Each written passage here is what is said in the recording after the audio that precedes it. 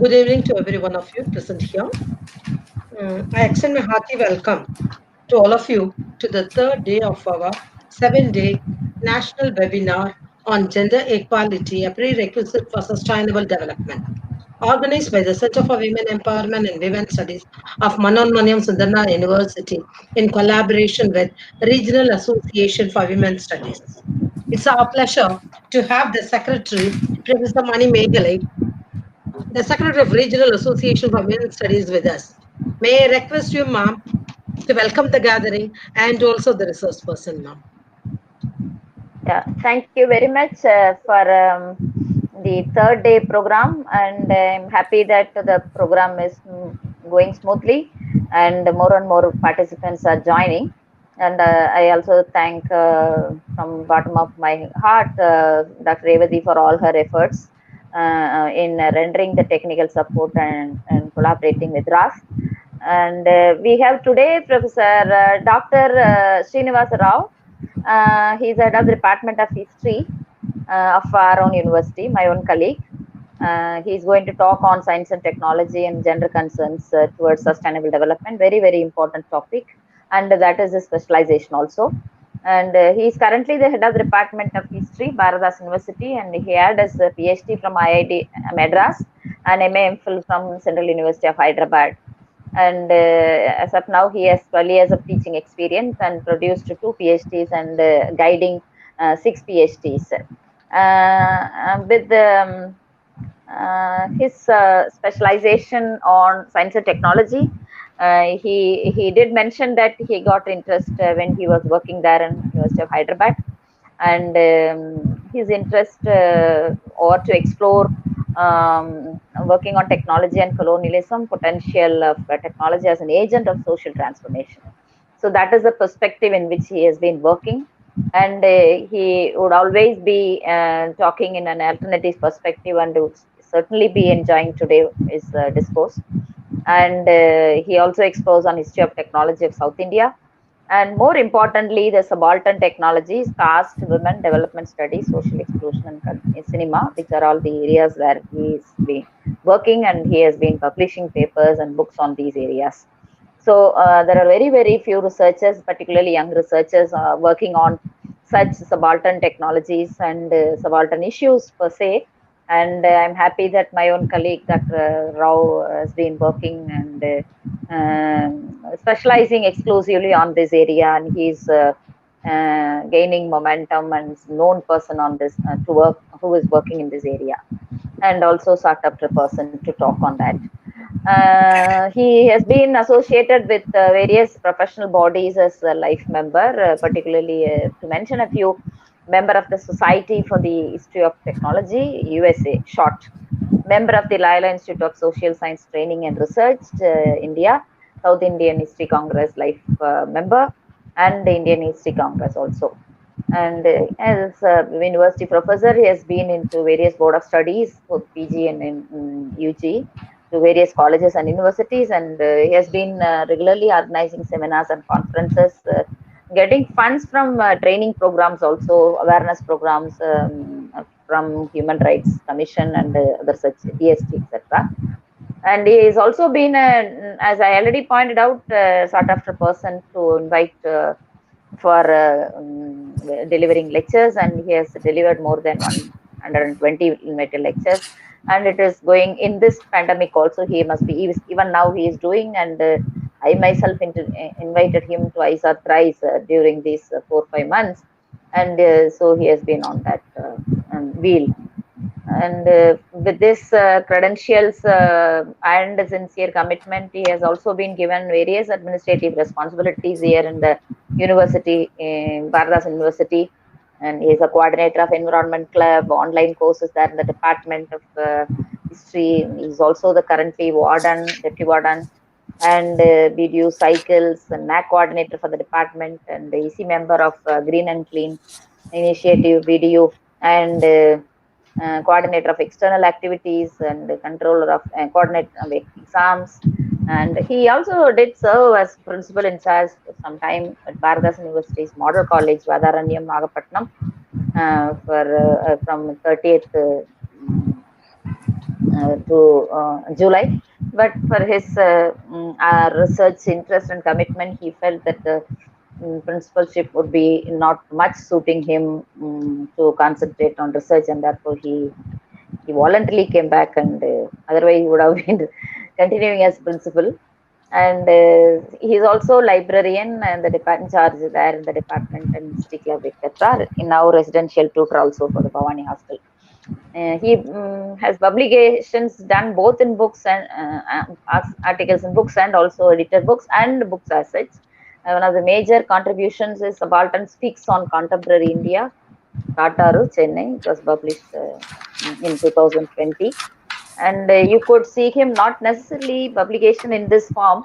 He used to also write as a columnist or a blog writer, even in the WhatsApp or in the he speaks, and that all converted into YouTubes and available on website or online. You can just give his name and you can locate, and you would certainly be getting the kind of alternative perspective building on the issue which he would be choosing to talk.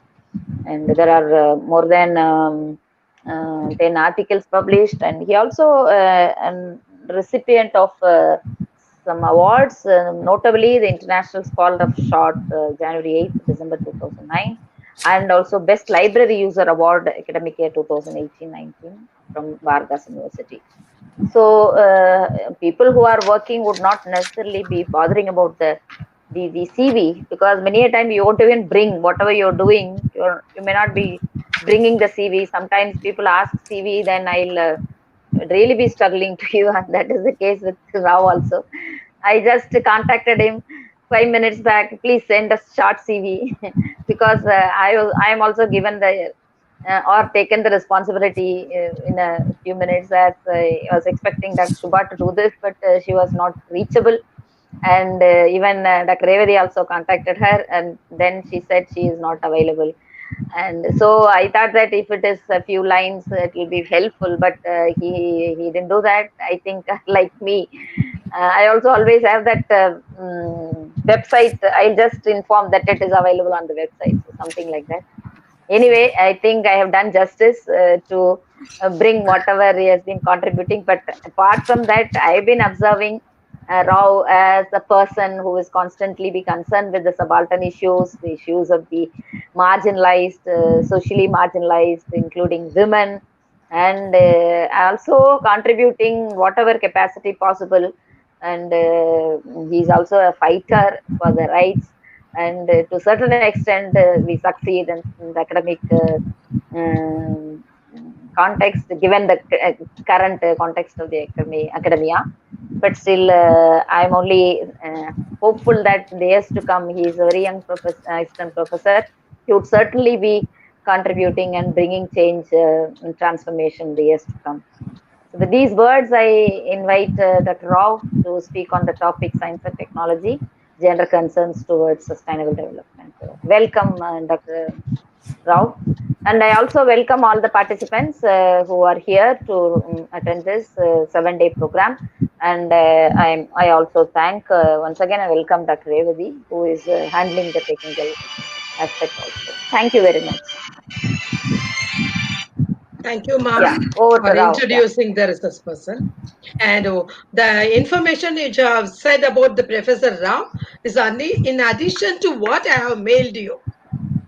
Several things were not in the mail sent by Rao to me, but additional inputs you have given regarding the research person to the participants. Thank you, ma'am, for your introduction. Now the section is yours, sir. Okay, thank you. Uh, Manimagala madam has always been helpful to me, and she is appreciative of my work and my work as a sort of an academician, as well as a person who actively contributes something to the concerns or the people whom I believe that needed to be back there, or the community I belong to, in a sense, like a deprived part of the society or the startup society. So certainly, it is natural that we talk about the things that shouldn't that are not being talked about much. So we feel that it is our responsibility, apart from the academic responsibilities. So it is You inbuilt in can, our. sorry, you can adjust Yeah. your camera on. One corner is cut. Yeah, tilted. Now it is okay. Okay, so straight away to the topic, that I must say that we all agree to the point that we are in the crisis of civilization. So this crisis of civilization is certainly asking us to relook at the kind of development that we have been adopted, have been adopted, had been following, or been imposed upon. So the crisis of civilization there are three important problems that we can see in the crisis of civilization is global warming, depletion of resources, pollution of natural human essentials. Now, the kind of model that have been imposed on the human race from the 17th, 18th century onwards with the Industrial Revolution, or if you are going back to the 17th century with the Baconian proposition of the utilitarian science, Francis Bacon's utilitarian science. So Francis Bacon has a philosopher of mathematics, a politician of England. He's been mayor of London. So he in 1660s has proposed the scientific method, and he believed that nature could be understood thoroughly through the method, and then the utility of the natural resources can be understood. So, but the intention of that proposition is not to propose that nature need to be extensively utilized, but only he has proposed a practical method of understanding the natural and physical reality. But unfortunately, with the intention of the capitalism, it turned out to be a massive exploitation of the nature. So production of knowledge on the nature, especially the physical nature, the natural history, has turned out to be a machine of exploitation very quickly. Just 1660s is proposed, and the entire survey of the nature has been conducted mostly by the female surveyors of the nature. Botanists of the nature are most of them are imperial botanists, expanded into various colonies of the continents, and they have produced a huge amount of natural history, and that natural history is immediately put into the usage. In fact, if you look at the colonialism and its economy, initially it was usage of the virgin nature in all the colonies, namely the plantation industries. Plantation industries, massive plantation industries, rubber, tea, coffee in all the colonies of South Africa, Africa, South America, North America, Asia. So if you look at that, so therefore, you would see that the nature is targeted in an organized manner by the imperialism. So that has success of that exploitation of nature is presented as an indisputable, unchallengeable model of progress and growth. So that is continued for a long time. First, virgin nature was used. It is just using the surface of the nature. Then the organized usage of the nature of agriculture. Then the construction of the irrigational dams, and on to the industry and exploitation of the underground natural resources and so on. So it's never stopped.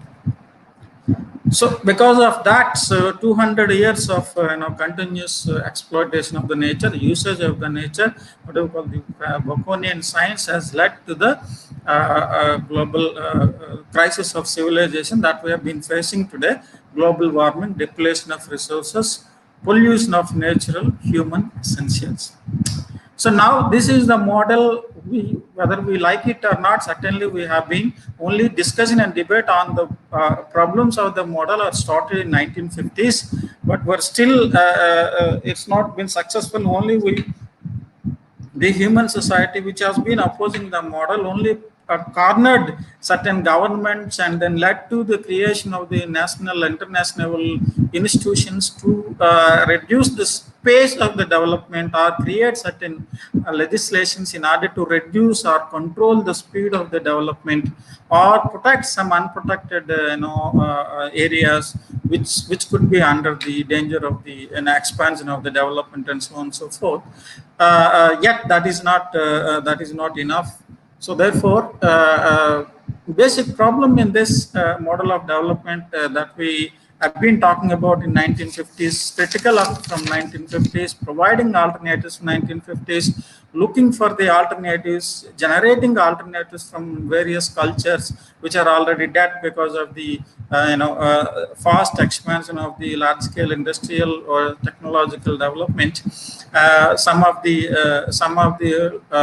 small-scale models of development were under severe stress, and they lost significance for some time. And then only from 1950s we are looking through an alternative, looking for the alternative models of development, and then we are re-looking for them, and then we're trying to reconstruct them practically if they are possible, need to be built upon.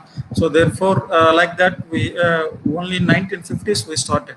The problem with the neoliberal classical model of development is that mostly it is authored by the male engineers and scientists and politicians. So certainly there will be huge amount of arrogance gone into it, masculinity gone into it, massivity gone into it, gigantism gone into it.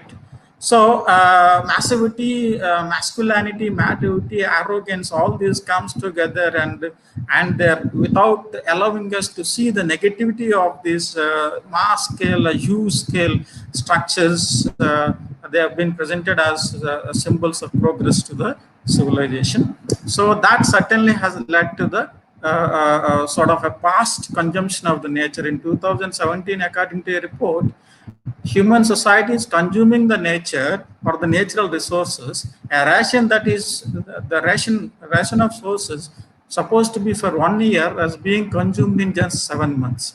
So rest of those 5 months, where do you get? So you have to borrow it from 2018. So such is the pace of the consumption of the nature. So that need to be talked about, not to be pointed out, made elaborate discussions about what is how we are consuming, on what pace we are consuming, how society need to be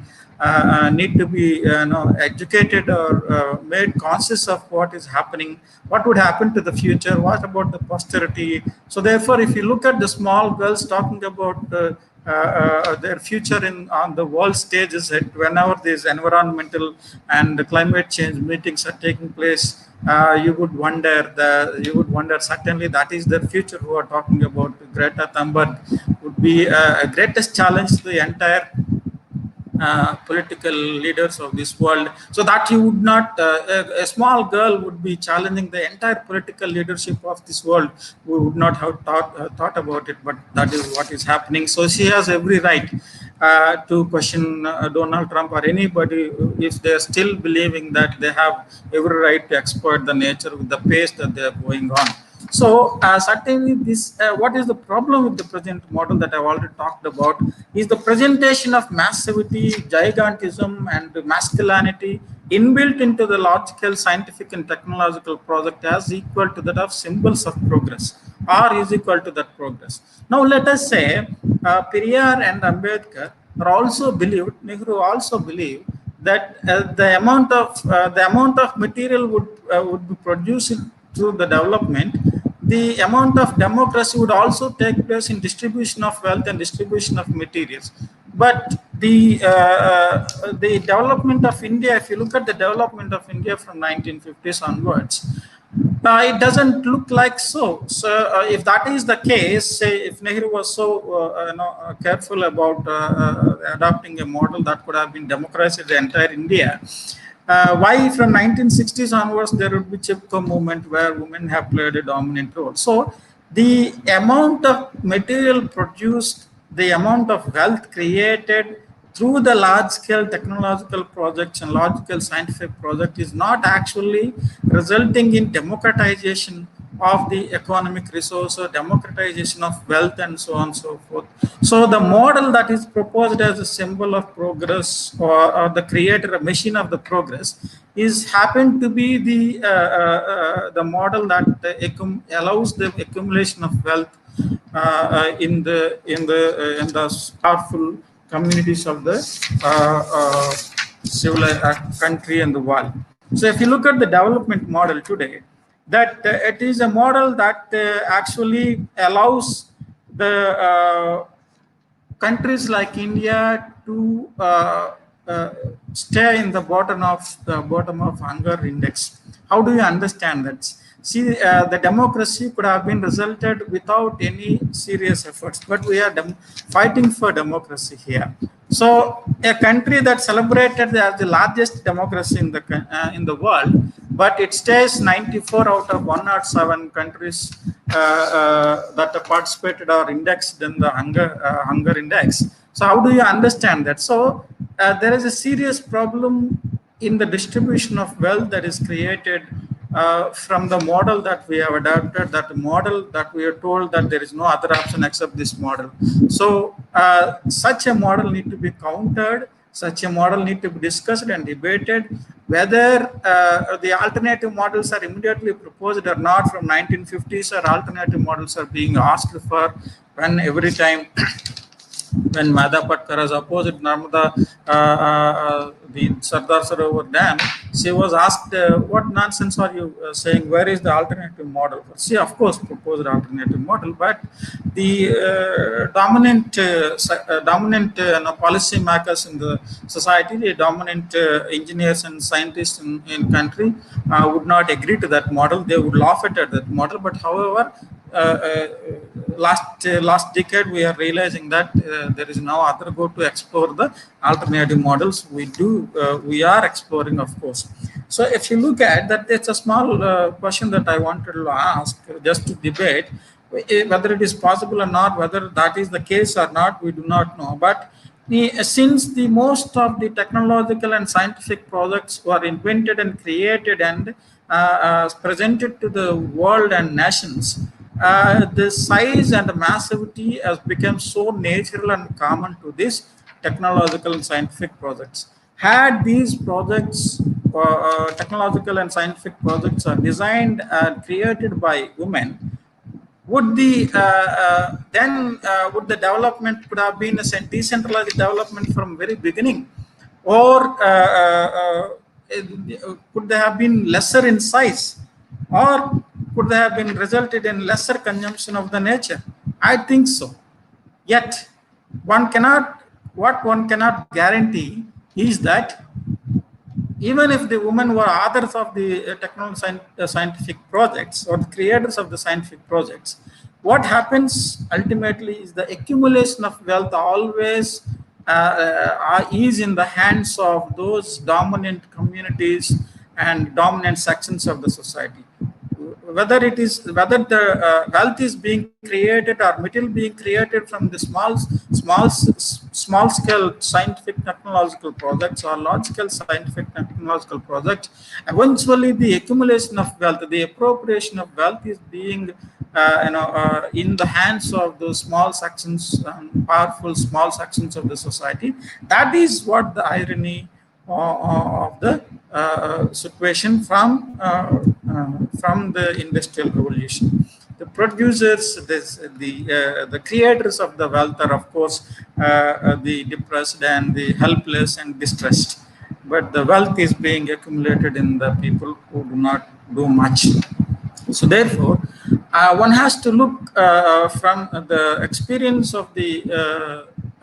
of our anti-science, anti-technology, and the movements for alternative science and technology, movements for alternative development, has told us that there has to be a sort of an alternative development model, and that development model is possible if it is decentralized and less in size or small in size. Small is beautiful, and most of it is actually seems to have been led by most of the alternative science movements and alternative development movements are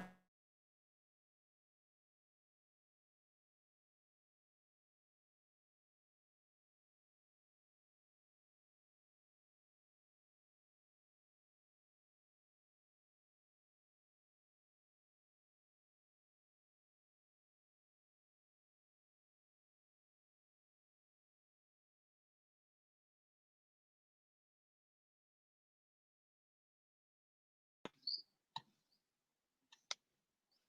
Sir, your audio has stopped, sir.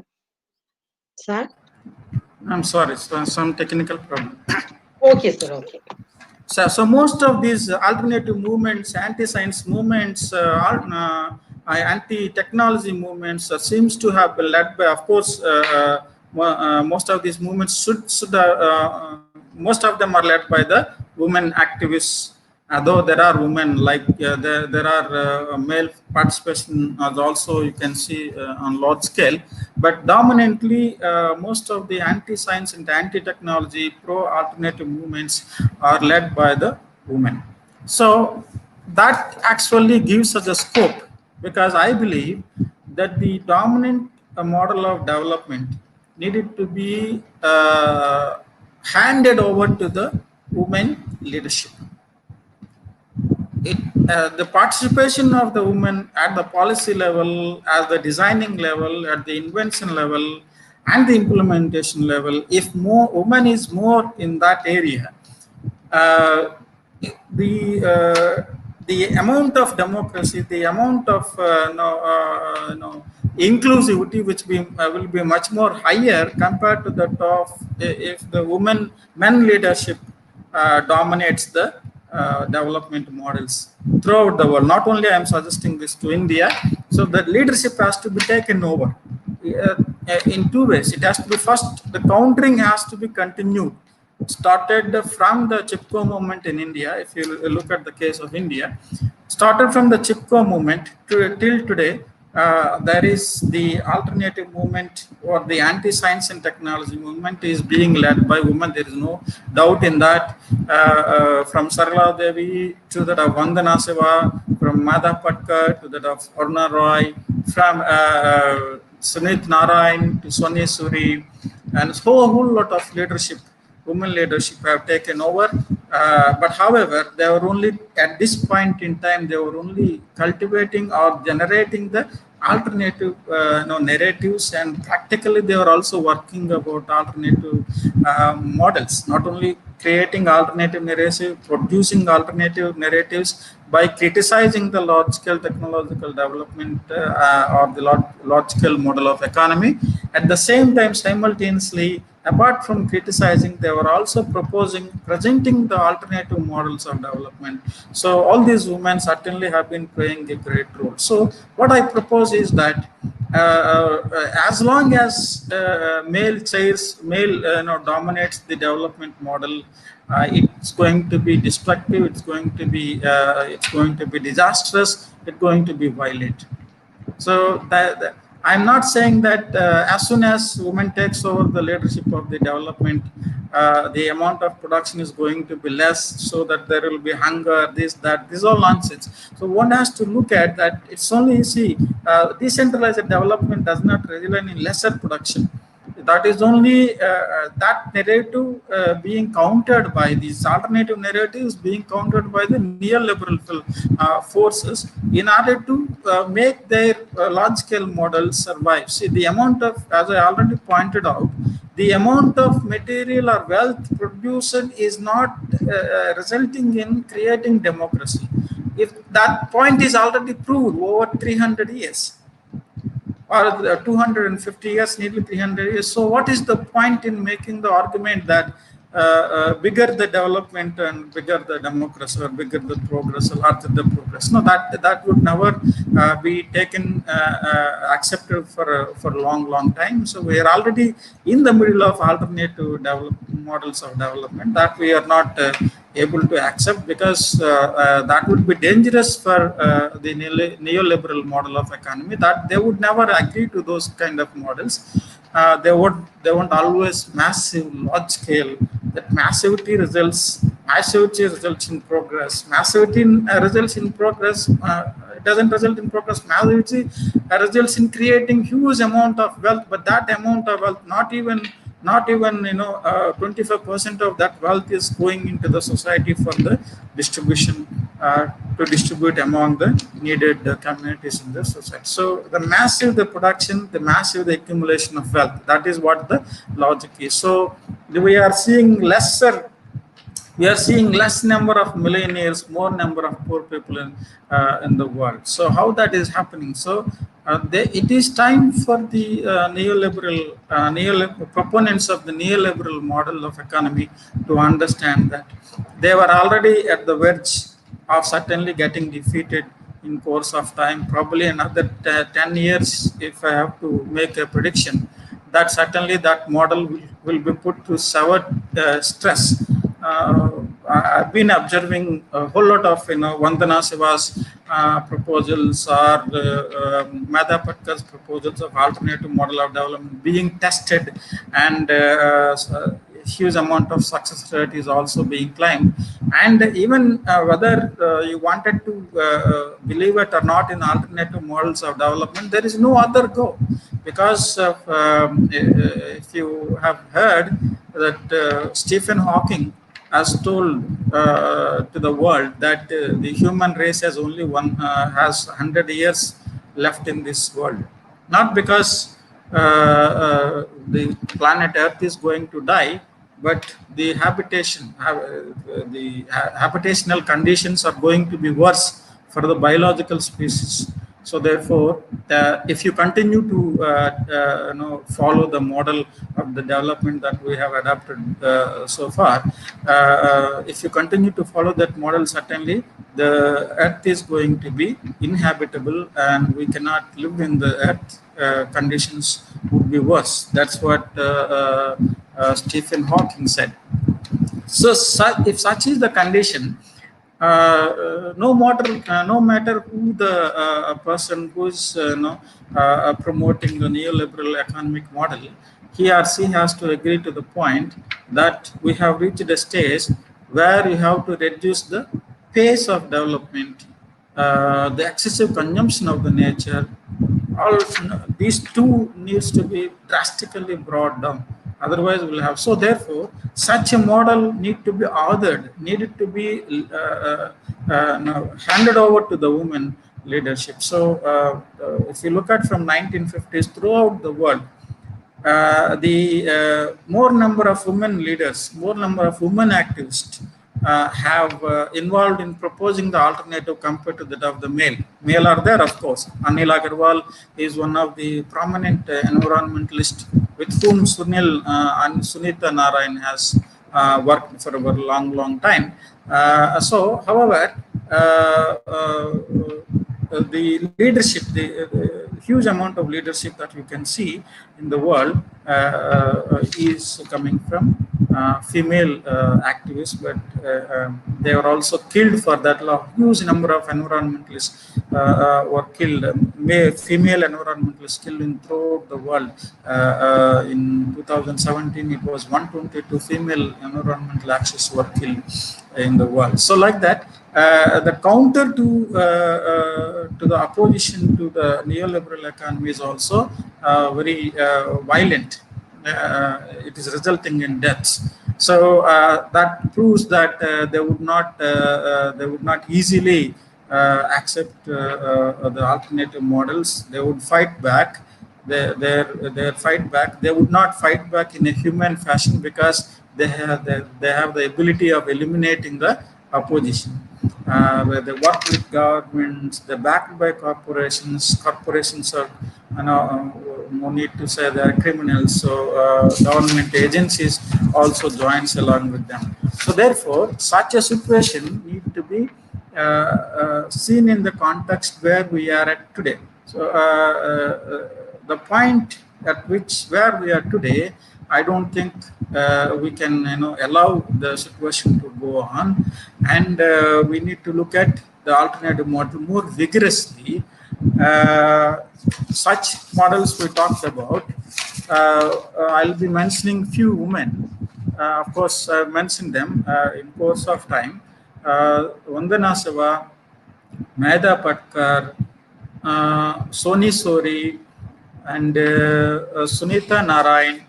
All these women have been proposing alternatives and simultaneously fighting for the rights of the depressed, apart from saving the nature for the future. Now, if you look at the functions of science and technology, prior to the World War, after the World War, why we need to look for development, why sustainability has become so important, where without guessing or seeing what is going to happen to the future, we cannot be making plans today.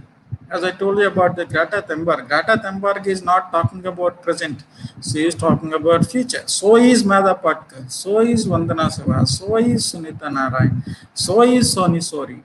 Hmm? So like that. You have to talk about the future because the present is consumed so aggressively, and the consumption of the nature is so aggressive that you get worried that future would not be existing anymore. So such a fast consumption, by using the science and technology, by camouflaging the science and technology as symbols of progress, unfortunately, the most of the world is being hypnotized.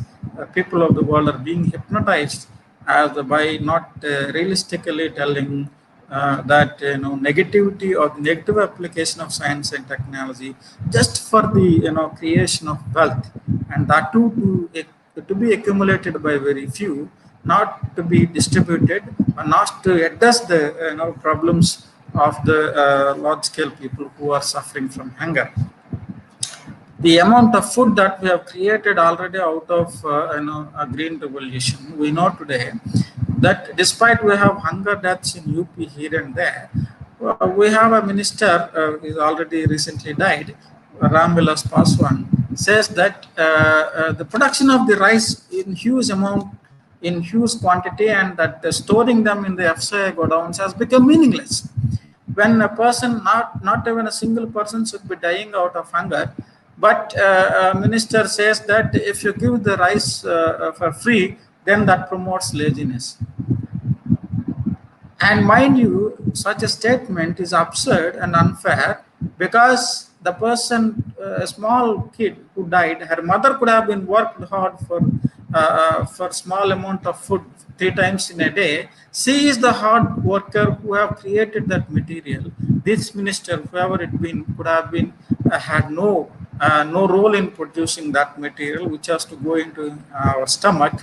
But she has become a sort of a lazy person who could have been done a lot of work to produce even 1 kilo of rice, but the government says that we should not give things free, so that they'll become lazy. So such is the kind of arrogance that gets into the government, as if they are the producers, while these are the producers who go hungry. Most of these people who are the producers of material go hungry, while the government talks about the morality and the ethics of giving the free material to the people. So they first, now we all know how the neoliberal economy works. The people who work hard will be given less. The people who work less will be given more. So that is the kind of model that we are having. So according to J.D. Bernal, science that has been stayed positive for some time, science and technology both have stayed positive for some time, have hence the entire science and technology, its research, its application was taken away by the imperialists and capitalists. Then all of a sudden it turned out to be enemy of the planet. Both of them, both science and technology, turned out to be enemies of the both human society, biological species, other biological species. We have gone to the list of 200 and not less than 200 animals and birds gone extinct. So who are responsible for that? Apart from that, the human race is also in the middle of crisis. What I've called is crisis of civilization. The well-known scientist of the world that he gave us 100 years, and still the governments and the corporations do not realize that they have been that they've been throwing the people away from the natural green patches of the planet. That is the only thing that is available in the Amazon forest. So that is also being targeted now by China and Amazon. Anyway, so point is, J.D. Bernal, one of the important philosopher of science, He's also worked for India along with JBS Haldane. He writes in his book called Social Functions of Science, the events of past few years have led to the critical examination of functions of science in society. Whenever I say science, it also means technology. So it used to be believed that the results of scientific investigation would lead to continuous progressive improvements in the conditions of life. But first war and then the economic crisis have shown that the science can be used easily for destructive and wasteful purposes. And voices have been raised demanding the cessation of scientific research as the only means of preserving the tolerable civilization. So, the tolerable civilization, the civilization that we are part of, or the civilization we celebrate as the intelligent civilization, turned out to be negative, turned out to be violent, turned out to be destroyer of its own home. But the amount of thought of realizing it is very minimal. The discussion and debates is much higher, but still there is one head of a government who can talk, without realizing, without looking at, without listening, and he and she can say that no, I don't know anything. So we just climate change is not a climate change; it is only cold that we have because of seasonal changes. So such is the kind of a people we are having at the helm of affairs today. So that certainly would what will happen today. Many of the Indians are scared. So that scare is coming from the irresponsible attitude of the leaders. So if you look at Madha Patkar, certainly Madha Patkar, we had the first lesson in this country of the importance of environmental protection. That protection lessons of environmental protection comes from the Chipko movement in 1960s itself, continues till 1980s. The women have played an important symbolically when you look at. So Sarla Devi is one of the important leaders of the movement. If you look at that movement, though you have male played a dominant role in that too, but practically it is the women who, by hugging the trees, saved the chipko trees, and symbolically that has become an important expression throughout the world. That is, according to Ramachandra Guha, that is the first environmental movement in this country, and then that has led to the larger understanding of the importance of environment, biodiversity, ecological protection. So all these things then resulted in the Narmada Bachao Andolan. So Madhav Patkar has, in a short time, has become a global citizen. Reasons for that is that the entire globe is experiencing a sort of an anti-big or anti-big technology, anti-big science movements throughout the world. So the situation is so mature at this point in time. She could generate international, solidarity for Narmada Bachao Andolan movement against the Sardar Sarovar Dam. The model is so exposed. Neither the government was interested in putting the details in public. Government, according to Baba Amte, is cooking up the details or the data to justify the large-scale dams. Today, we still glorify large-scale dams as symbols of progress. Yet, the opposition to the dams started itself in 1970s. So that, at least at this point in time today, we are looking for alternatives, rebuilding alternatives, where the model of development is being questioned by a woman who came from a very sort of a humble background, and then she has grown into a global citizen as an activist, and then she generated so she garnered international solidarity, and she opposed the government, and then single-handedly led the movement both at the rural areas and in the urban areas and in the large ports. So simultaneously she led the movement. She showed that woman is capable of challenging the models that are imposed on the entire nation by dominant, arrogant male in the government as well as engineers in the category of engineers, scientists, and governments. So it is exposed. The model is exposed, and that model is certainly need to be continue to be challenged in course of time, and alternatives certainly need to be worked out. Vandana Shiva has been talking about the dangers of BT technology, genetically modified organisms, for a long, long time. She's been critical of the Green Revolution and that we had witnessed in this country. As I told you, as I pointed out earlier, Green Revolution and food production, yes, it had happened, but then had that aggressive acceptance of the green revolution, modified seeds, modified plants, and all that stuff, if it's not so aggressive, could the Indian production have been so less that the people could have got hunger and died? Many people could have been died. That is not the case, I think. So at the same time, time was so ripe for the scientific and technological companies to expand into the colonies.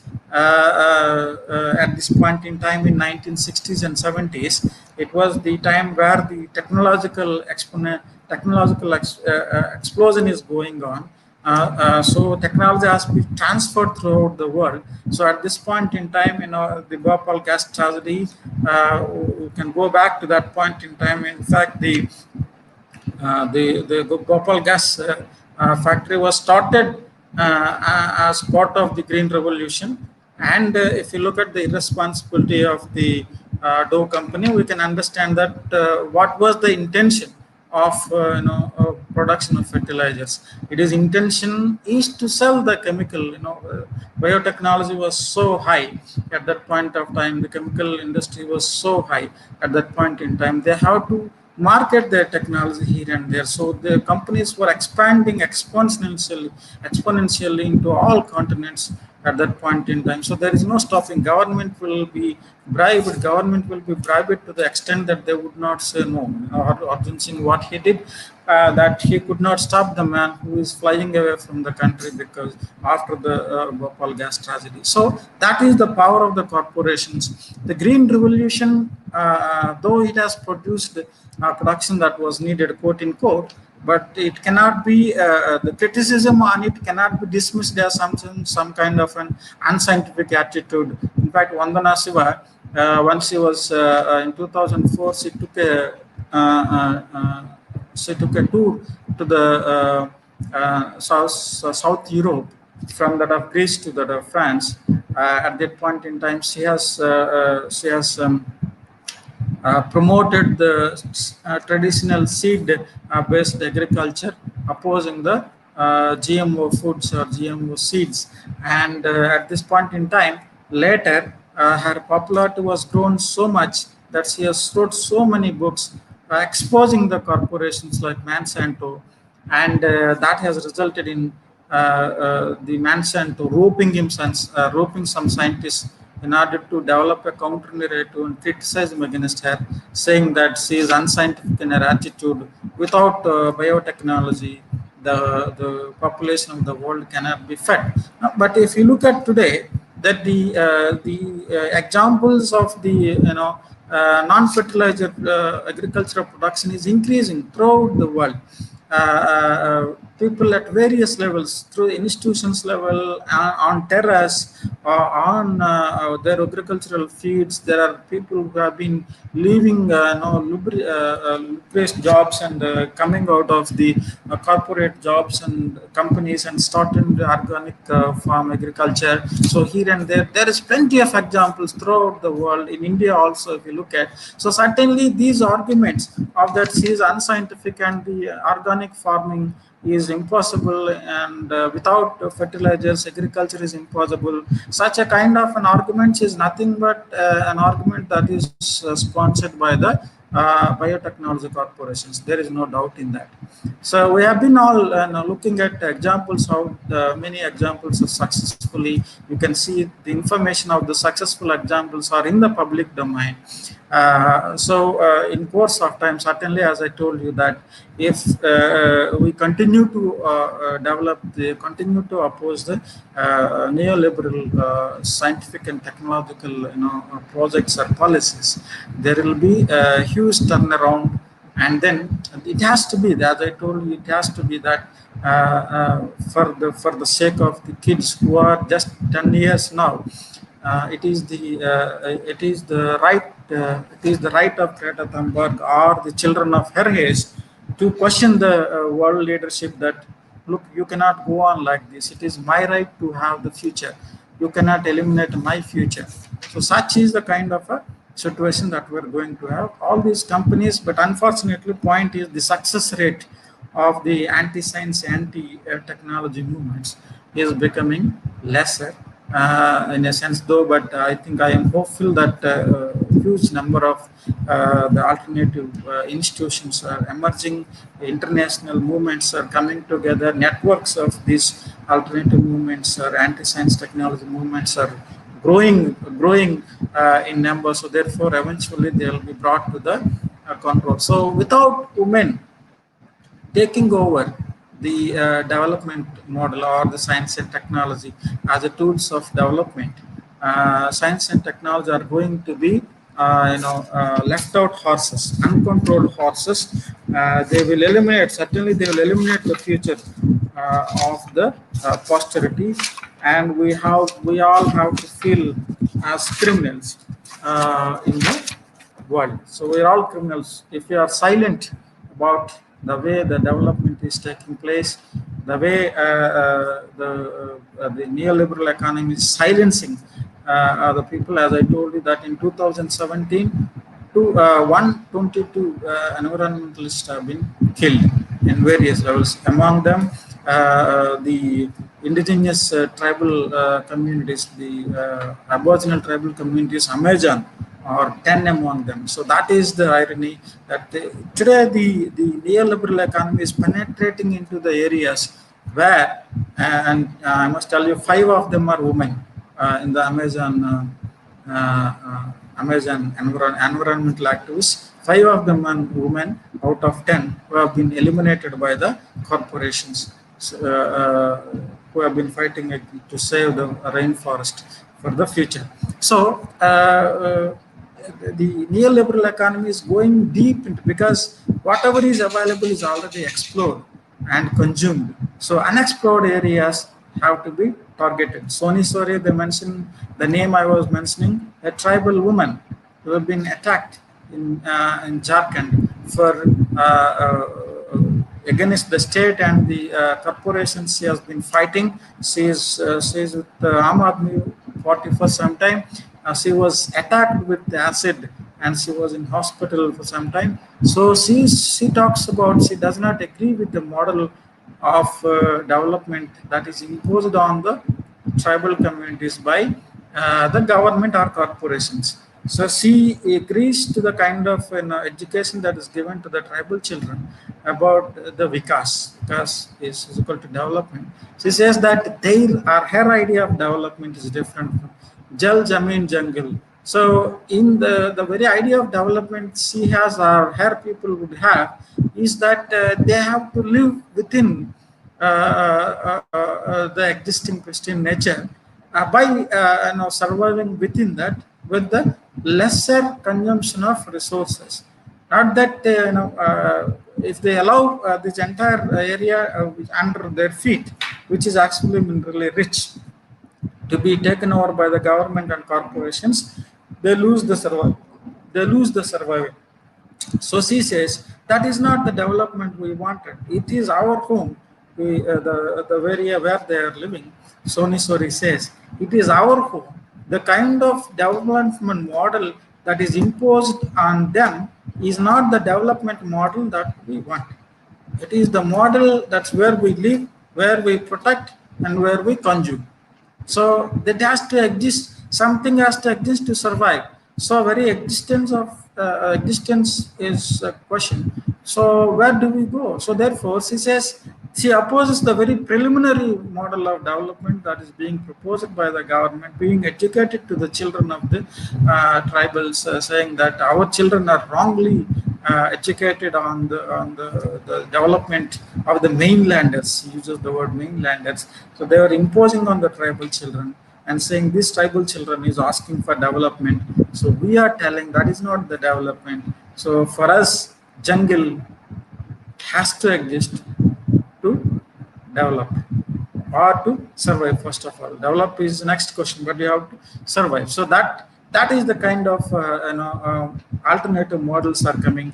So a person who is from the mainland, when you listen to such kind of arguments, you might laugh at this kind of suggestions. What nonsense are you talking about? Similarly, some bunch of scientists were laughing or criticizing Vandana Shiva's arguments that biotechnologically modified seeds is a criminal act of scientists.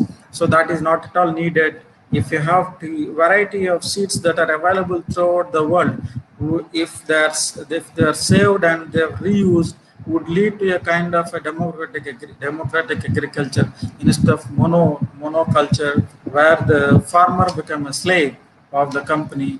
He or she has to stand in the queue for seeds. So that is what is there, and that is happening for last 50 years, but we are still not realizing why the hell farmer, when he has been producing the seed and that is kept as seed for the next season, why he or she has to go and then buy the seed for the next season, even if has say earlier the preservative systems are all gone. So because so those seeds need to be preserved by the large scale preservation yards by the government. So government do it for free. It is your responsibility.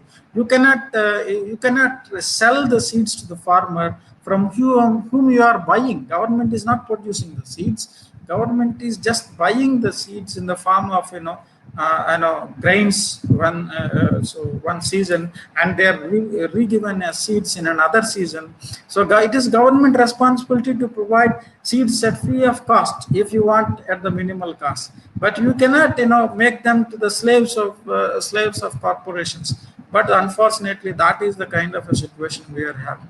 So I strongly believe that Sunita Narayan, Soni Sori, Medha Patkar, Vandana Shiva. So these are all the people who has to take the leadership. Of course, we all have to realize leadership to them would not come easily. But I strongly believe the number of women as leaders are taking the center stage.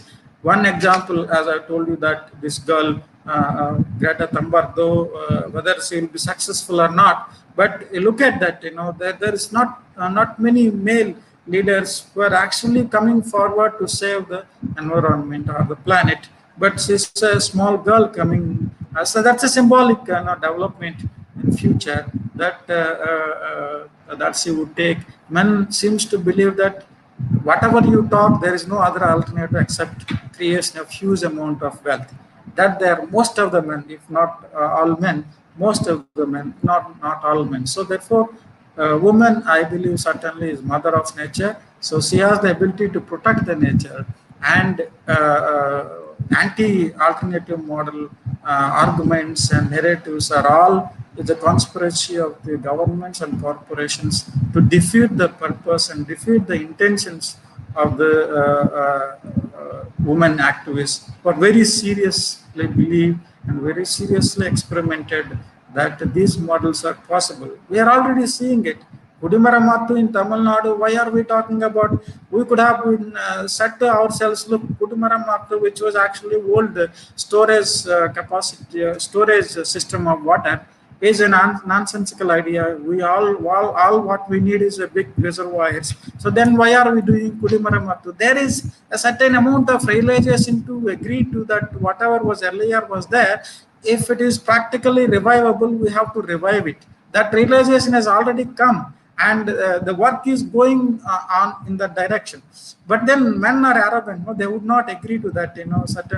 Some models proposed by women, and so how can she become popular? How can so if we are allowed to agree to those models, it is nothing but woman is surrendering to her arrogance, quote unquote. So like that, this arrogance which is actually not allowing the male to realize that that is the time to seriously consider alternative development, decentralize the development, so that future of the posterity is saved and the planet is saved, and will be sort of a society who cannot feel, we should not be feeling guilty, may not be feeling guilty that in at least the mistake that was made for last 250 years, that is corrected, so that we feel not guilty of not doing something that is needed for the human society as well as the planet. So this is what I have for the lecture. Thank you very much for patient listening. So yes.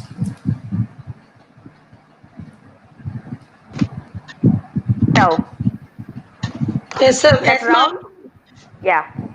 So thank you very much for that excellent delivery, as usual. So it is the male arrogance, thanks to Yeah. male arrogance, which is not actually allowing the women to be to sustain in leadership. Yeah. Be Yeah. it the you were talking about Kodimaramathu. You in the beginning we had that and it was so peaceful, harmonious, but now it is all distraction. You Yeah. rightly pointed out that men are for distraction, and by distraction they claim that they contribute to development, whereas women by serving and protecting nature, they believe that protecting nature they contribute to development. Yeah. So very very important aspects you have highlighted, that is the men are for disastrous, whereas women are for, so everything has to go to women. That is what the leadership should Yeah. Yeah. come from Absolutely. Absolutely. women. That is the argument, because they are for two important or three important aspects you have mentioned, that this decentralization, the democracy, the inclusivity. Very much. Yes. You can see this in every walk of life, not just the environmental aspect. Wherever the women are, whether it is the grassroots movements, so the self-help group, wherever you can see that these three important aspects are very much present with women. Even in the political participation of women, it is even criticized by the so-called the majority dominant force, that the men, that Yes. Yes. whenever women are elected there, they will be talking only on the basic needs, the drainage, the road. They won't talk about the development. So this is the perception that the men are also opposing on the women, and the right, as you rightly pointed, even in the what do you call this, uh, these days, no, what do you call you, grama sabha. There, women are just not as passive listeners, and even if they raise voice to bring their agenda to be included in the discussions, that is just be discussed and won't be figuring there on the Yes. minutes. So this is what the people said. So this is the kind of the male arrogance, that is patriarchy we call in women studies. So sometimes it is present with women also, who internalize to the values of patriarchy, and they should also come forward that they can change the society. And I only recall how Angari Maathai, who is a Nobel peace Nobel laureate for the peace, particularly contributing to environment, and when she was asked what is her contribution, she was so humble enough saying that I just did what a hummingbird does in a particular context. So it was an interesting story, where it was so burning, a fire, a huge fire, and there was a neighborhood, there is a sea, and this hummingbird will be going and taking one piece of water, and also going there to the fire and sprinkling. So this is what she claimed. So she's a Nobel laureate, and she said Whatever I did was only what the hummingbird did there in that context. So women are doing, and you rightly pointed out these Soni Sori to Vandana Shiva to Mehta Patkar, they are doing their part and also taking a rights-based approach. But unfortunately, it stops with just in the perception that it is the woman thing, the women are doing. And I only want Dr. Rao to spend a few minutes on the subaltern technologies also, because I was expecting that you will be talking, or I don't know, because sometimes I got disconnected also and then re-enter. How the technology, the occupational divisions, and it reinforces the kind of social hierarchy. So I think you Yeah, did share in other context, but that's a problem. I thought that you would also be doing that and connect this intersectionality with women gender context also. I don't know whether time permits. Only one few minutes you can spend. Yeah, see, the point is that when it comes to the activists, most of the activists are dominated by the Gandhian ideology. There is a problem I see among all these leaders or the activists that I talked about. However, though they talked about decentralization of development, they were not looking at as very natural to that of Gandhian. They were not looking into kind of the caste hierarchy or the social hierarchy that need to be talked about. Be it Vandana Seva or be it Sunit Narayan, be it Medha Patkar, they stopped with proposing decentralized models of development. They have not gone further to discuss and debate about how the democracy can be brought into the decentralized model of development. And apart from that, if you say if sustainable development need to be brought, strengthened, traditional alternatives models need to be revived. In that case, traditional hierarchies also will automatically get revived. How to break them? Such a debate and discussion has not been brought out. So they were just I don't know whether we can blame them or not, whether we can point out them or not, because on the one side the anti-environmentalist or anti-women leaders are criticizing them as anti-development or environmental terrorist or something kind of some kind of criticism is coming. But we cannot ignore that they have not raised the discussion and debate on breaking the caste hierarchies in order to bring the sustainability. So that need to be done, because if when you are trying to revive the tradition, along with the tradition, social hierarchy also gets strengthened.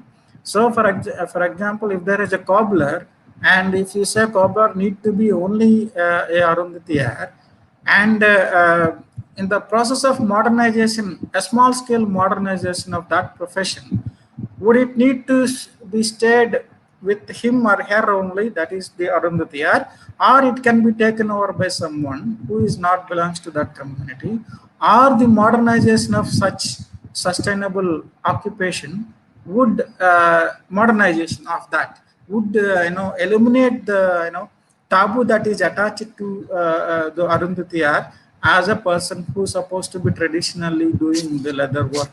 So these kind of debates and discussions are, unfortunately, we did not see among these leaders, except Soni Sori, you would not be talking about it because her problem is different.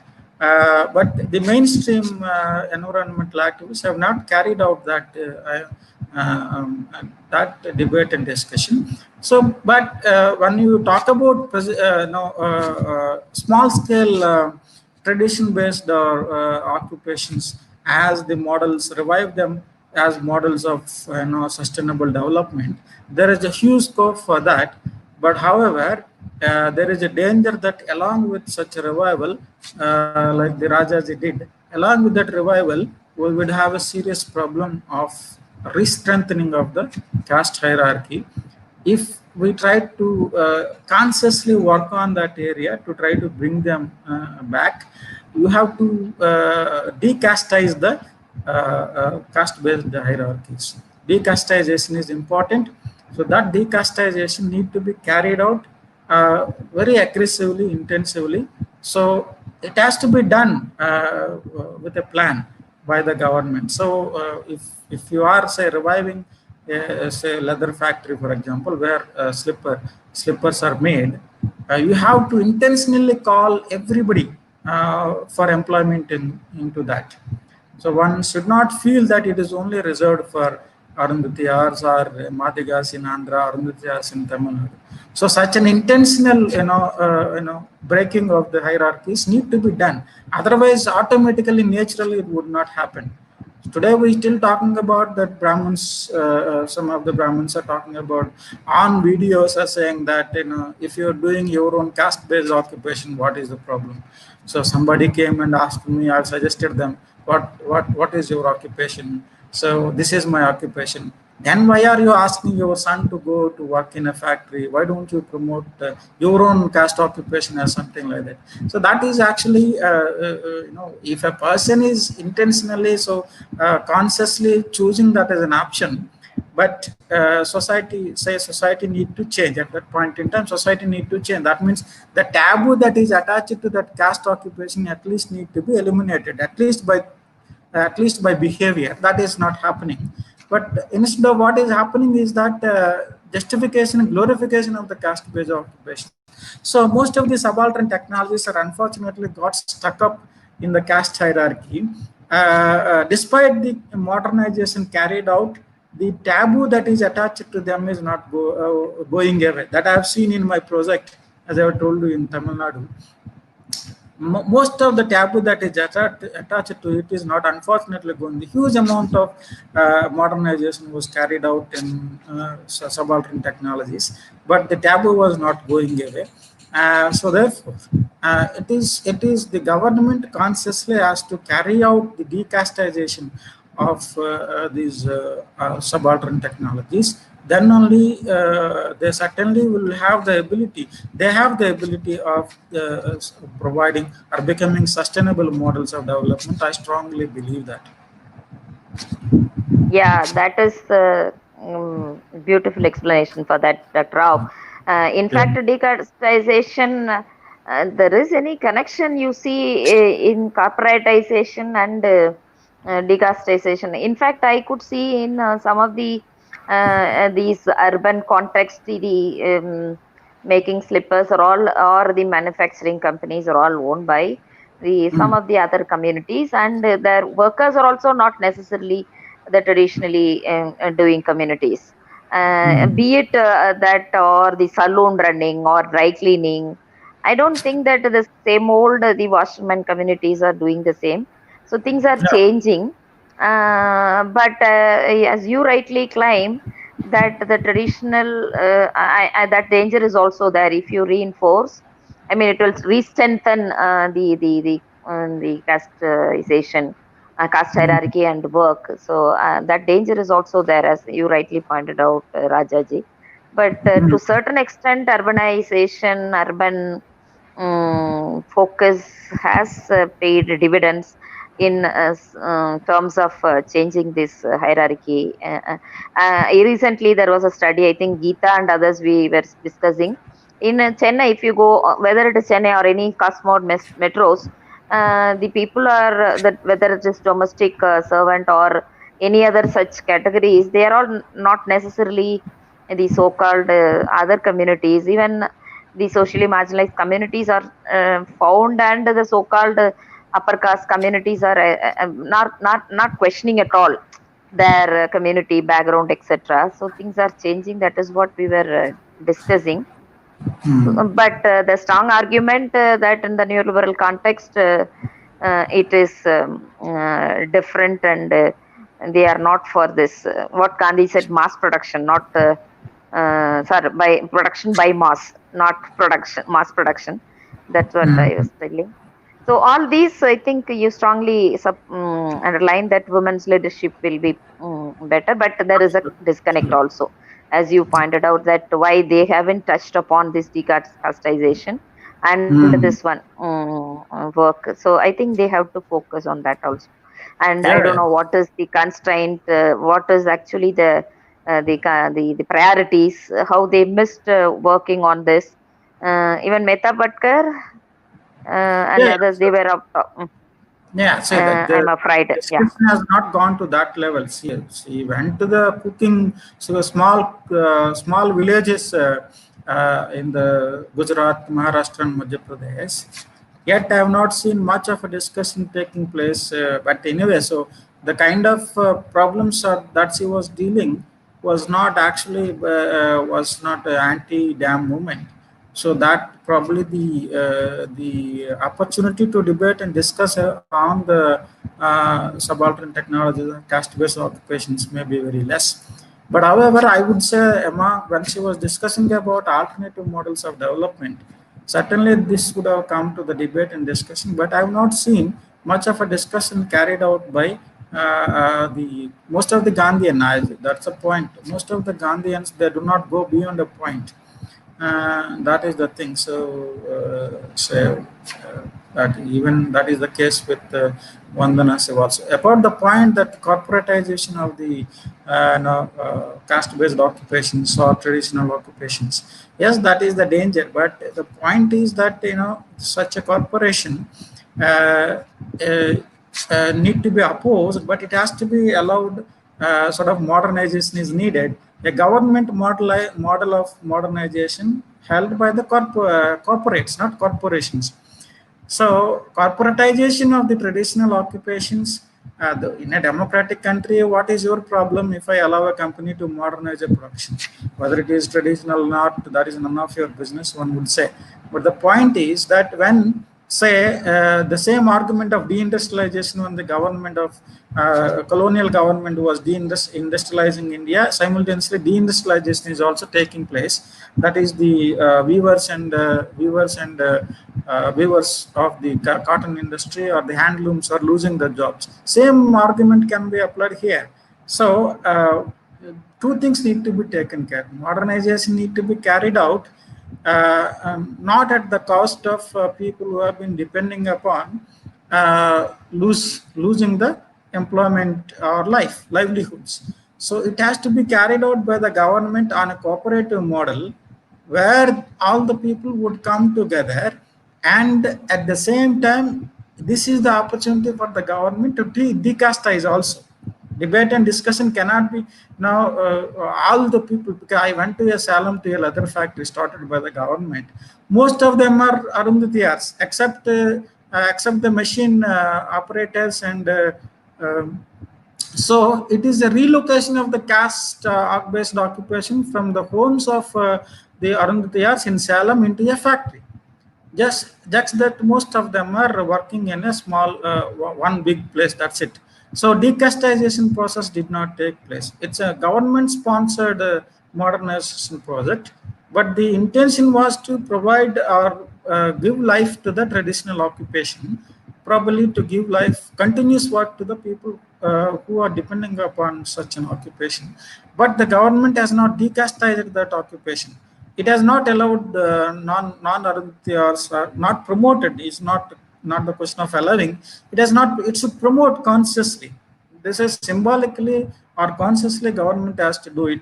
This is the occupation where anybody can do it. So that way is no more an occupation that has to be limited to the Arundhatiyars alone. So such a kind of I would say yes, corporatization of the traditional occupations certainly would lose the capacity of being sustainable models of development.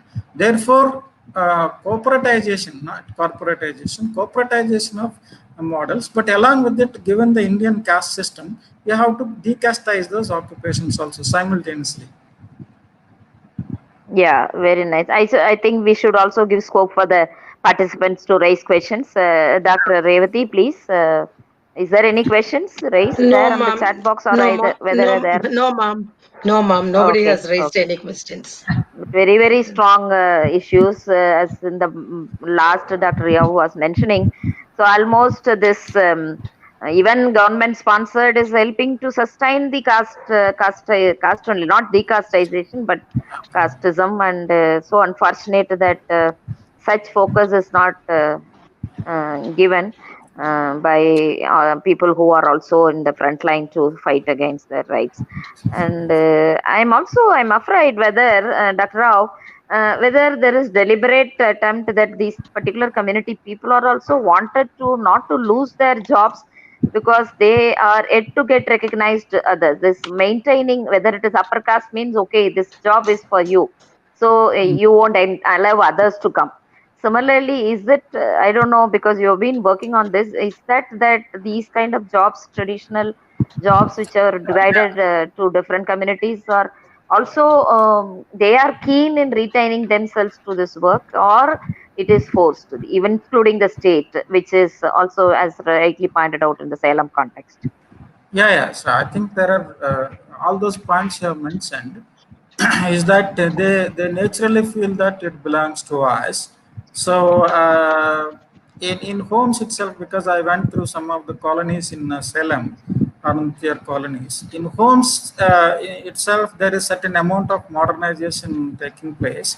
That the kind of work they do, there is certain amount of modernization. The machines, small tools, and modern cutting systems. So the cottage industry, which was happening one or two tools earlier, is went through a small amount of modernization at home. So as you said, that it is belongs to us. This is what we do is already there. So that is happening. But whether they're feeling that this occupation, because of modernizing a certain amount of taboo that is attached to us is lost. That such kind of feeling is there. Second is that the younger generation, compared to that of the elder generation, younger generation feels that this is all nonsense. It is being imposed on us by the elders. Whether you modernize it is not, it is connected to the caste identity. Therefore, it is because of the elders we are being pushed into that. Otherwise, we do not. Within the youngers, there are people who fail to succeed in education. They are falling to the arguments of the elders, who are saying that, look, if you fail to get any employment, this is always you can fall back to the profession. So therefore, the educationally failed youngers are still feeling that this is still an open. So they say what my grandfather told about keeping this as a sort of an option is not a problem at all. But that is not the case with the educated people who have gone out of the home and they completely developed an identity that is different from the home identity, and they would hide their identity, home identity. They would develop their own identity at the place where they're studying. They would not discuss about their identity with the friends in the college or university, whatever. So such kind of multiple explanations can be given, and directly, indirectly, state is also imposing, making them feel that is the only alternative that is available by sort of not seriously providing alternative employment, or the employment that would allow them to go away from the traditional occupations.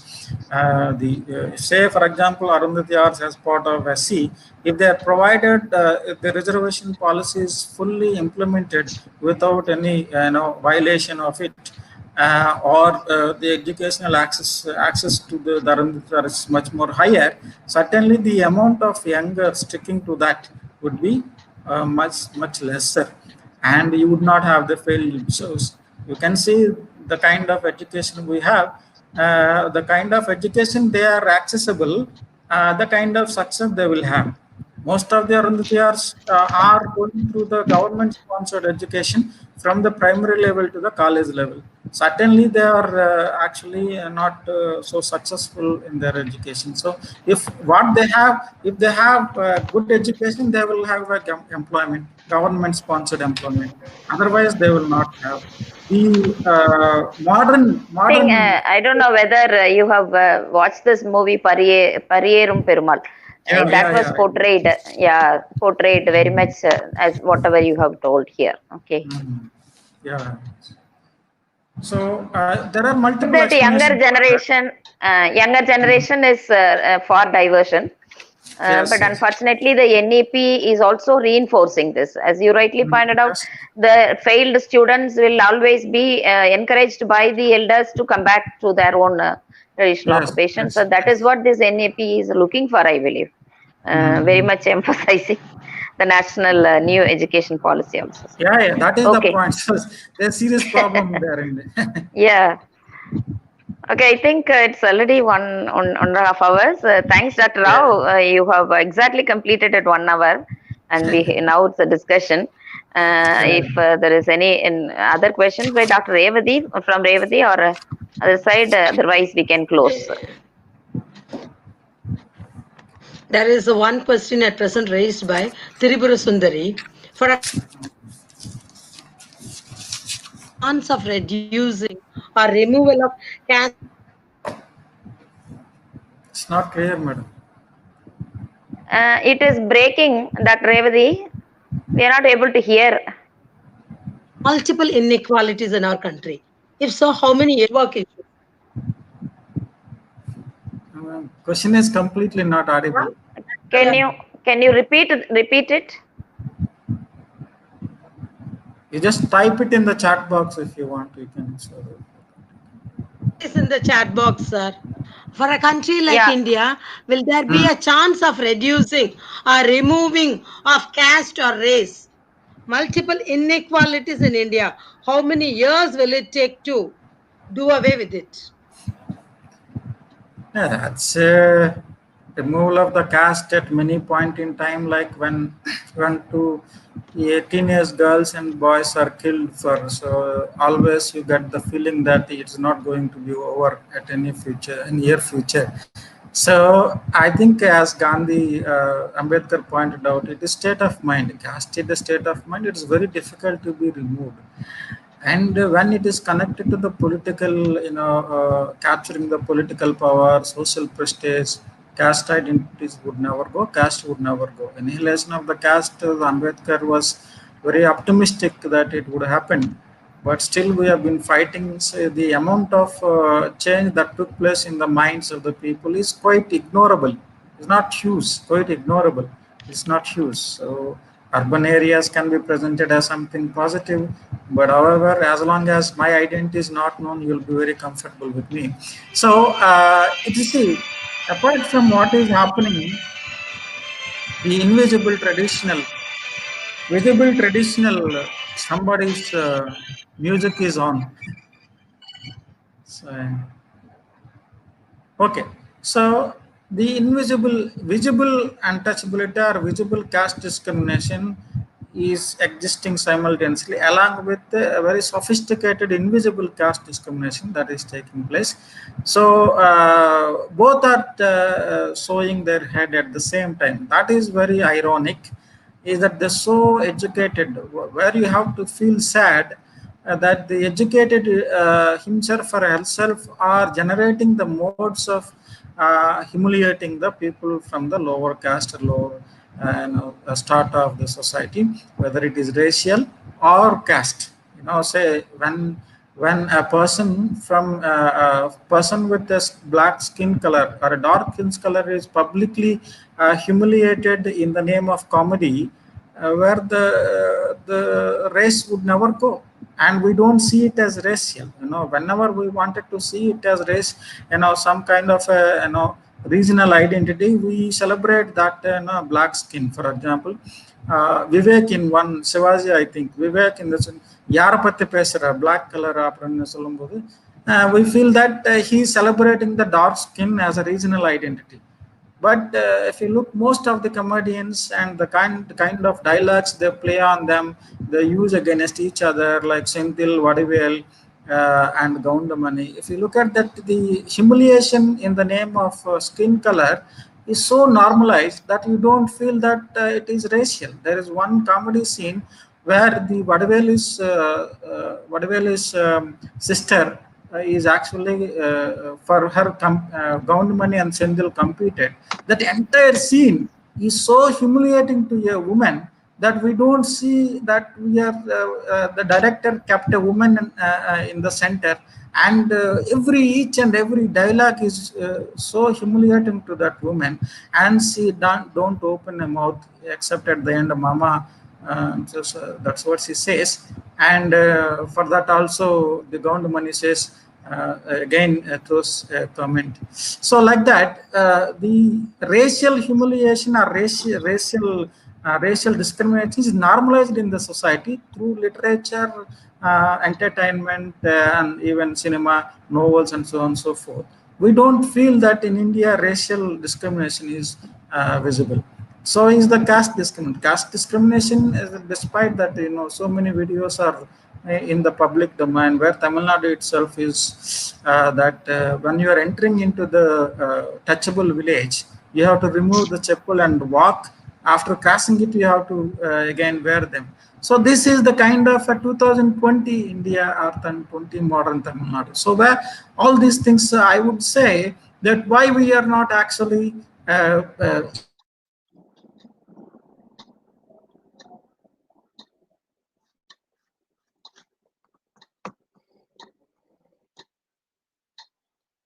Professor Manimehalai, Madam. the entire Tamil Nadu people could have Yeah. been brought, entire Tamil Nadu people could have been Something. brought. Yeah, cut. Is it now okay? Hello? Yeah, now it is okay. Okay. So entire Tamil Okay. Nadu population, yeah, when the video was seen, I have seen many times. Entire that video, when you try to check the pulse of the society, well, something that is unacceptable is repeated in this society, then how the society is responding to that? That is unacceptable. But that unacceptability is very, successfully normalized. Then something, their is no, they need not have to wear the chapel. So this is not a big thing. So that normalization in the present context is actually actually it does not make us feel that it is something abnormal. So unacceptability, abnormality is normalized when it is normalized in a context where it should not have been normalized. And if society is not responding to that and not becoming visible in opposing it, certainly we cannot dream of neither racism, as in the point of the cinema clip or cinema scene that I talked about, nor the caste discrimination would go.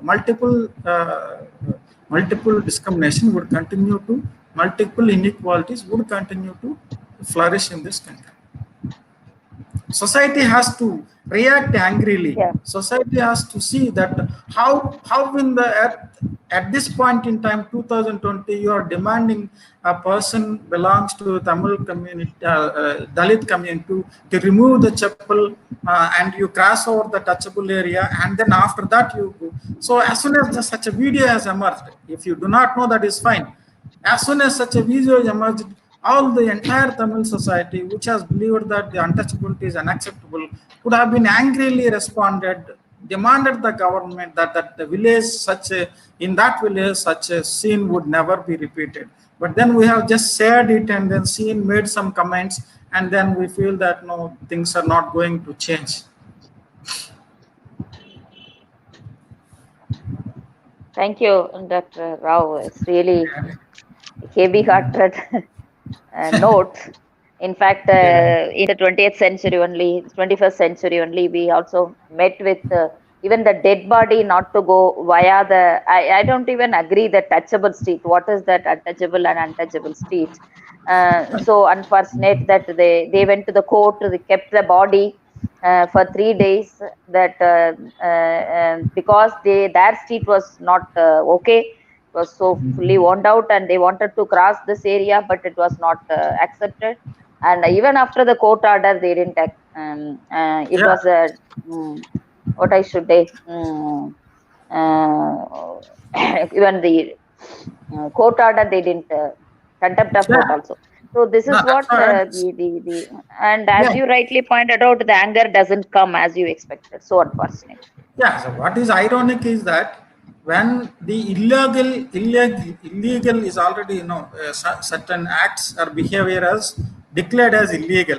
When the illegality is very visible, government calls two parties for discussion. There is no scope for discussion. There is a person who has violated the law. So when a person violated the law, you call for discussion. What does it mean? That is actually agreed that okay, you violated the law. Anyway, you come because we also take your point into discussion. So when you start the discussion with that point, because people would say these are sensitive. So sensitivization of the caste, or caste, discrimination leads to the sort of acceptance also. Now you have beaten someone, or you did not allow a dead body of a Dalit to pass through. So that is a violation of the law. Doesn't matter anyway. You wanted to amicably solve the problem, so you come for the discussion. The violator of the law called for the discussion. Probably there are the deciding authorities of what kind of terms and conditions of the debate and discussion. This is quite unfortunate and ironical also. That is, the law cannot be imposed on the violators of the caste discrimination. That is the point. That is the irony that we are having today.